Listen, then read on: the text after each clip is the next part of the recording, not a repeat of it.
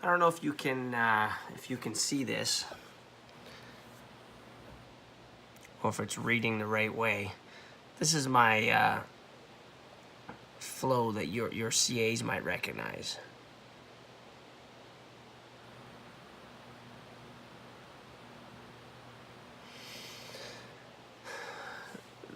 There's a concept called beating the house, and it's what people try to do all the time at a casino. They're trying to find a way to beat the house. So they know what the house rules are, but they're trying to find a way to beat it. They do it all the time in blackjack. So in a chiropractic office, people are trying to beat the house all the time as well. You know, a lot of times people, they don't want to tell you that they are not in 100% agreement with what you say.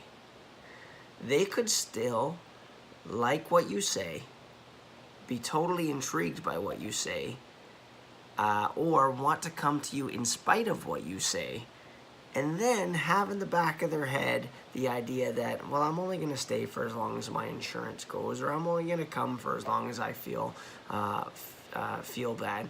And what happens is they're finding ways in their head to beat the house.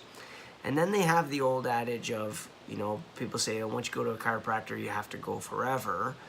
And a lot of chiropractors will rely on this, talking about forever care right at the beginning, which I love. I do the same thing. But there is one caveat, is that people need to know how to fail as a patient. So for years, I ended up with that awkward conversation where the relationship never ended good because they went through this. They had perfect compliance to start with, and then they got great results, or their insurance ran out, or a combination of both, right? Then they start to reschedule more appointments than they used to, or they start to, even worse, just miss appointments altogether without calling. And your CAs will know this time period, because it's very different than the person who is 3 weeks into care. It's the person who they get harder to get a hold of. And they have to leave that awkward voicemail. Hi, you know, it's Ryan. We had you scheduled today again. And they're leaving that, and they're trying to get a hold of them. And the patient, you know, they don't call back. This is your other clue. If they don't call back and then they show up for their next visit, that's your other clue that they're already on the way out the door. And instead, like patients, they're planning their escape from your office. That's the truth. They're planning their escape. They're looking at how to beat the house. And you know, your staff is chronically wasting energy trying to track down these wayward patients. But we created it in the first place because we didn't tell them exactly what to do when they've had enough care. See, this is a little bit counterintuitive, but patients, they know what your recommendations are from the beginning. And if they drop out of care and you've called them a bunch of times and they're embarrassed to come back in, they want to avoid the I told you so conversation.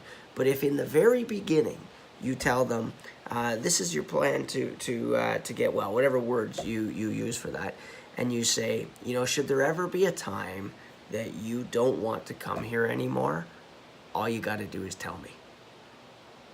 Okay? You're not locked into this for anything. Obviously, I would say that you should go to your chiropractor for your whole life. But not everybody does it perfectly right from the beginning. And in fact, I've been adding this into my doctor's report, saying, putting it in as an objection is, well, what if after I start, like I change my mind? It's okay. There's no problem. And so I just had somebody today. It was a beautiful appointment. She said, Doc, I want you to know that today is going to be my last visit for right now. And I'm really happy with the care that I've had. And some things have changed. And her husband passed away, and she's still paying off she just found out she still owes 3 more on his funeral, which happened a year ago. And she owes $3,000 more. And so, you know, that was a factor. But she felt the freedom to come in and say, this is going to be my last visit. And I already know. And I said, so what's the re-entry plan? To her, I said, the re-entry plan is you need me at any time. You call me. She goes, I will 100%. Thank you so much. And she left. and she'll be a patient again. This is not about having people be a perfect patient right from the beginning, right through the entire thing. It's about creating an environment where people will keep coming back and coming back and coming back. So today I had 3 people reactivating. So new old patients, we call them, but 3 of them coming back in. I don't need new patients. I just want the old ones to keep coming back in. And so the problem is that sometimes, and I love how Bill Esteb put it. He says, when the person says they're going to finish care, the chiropractor turns into a weeping puddle of misery, he would call it, and a weeping puddle of despair and a weeping puddle of loss. And it's ugly. And the patient sees that, and they're never, ever coming back. Look, think long-term about the patient. Think about them reactivating. Think about, I'm creating a lifetime patient who might take breaks in care. Oh, for crying out loud, have you ever started exercising and then been less consistent with it? How about eating well? Have you ever done it and then not been as consistent with it? You didn't forget how important it was. You just stopped doing it for whatever, a million reasons. Doesn't matter. That's what you did.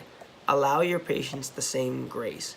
Set the schedule and stuff so it's easy for them to stay on track, but make it easy for them to come back to. All right, guys, have a great one.